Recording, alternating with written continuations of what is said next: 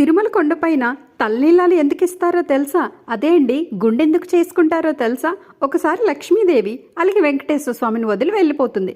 ఆమెను వెతుక్కుంటూ స్వామివారు తిరుమల కొండ మీదకి వస్తారు.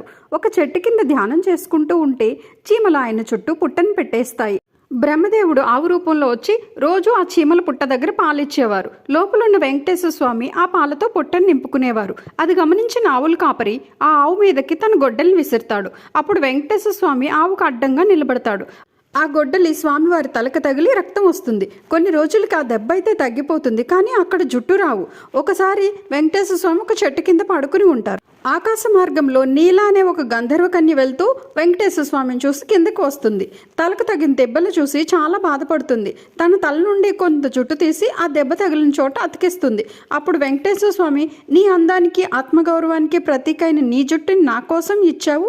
కలియుగంలో నా భక్తులు నా కోసం జుట్టును కానుకగా సమర్పిస్తారు. ఆ జుట్టులోని శక్తి అంతా నీకు దక్కుతుంది. అదే తలనీలాలుగా ప్రసిద్ధికి ఎక్కుతుంది అని చెప్తారు.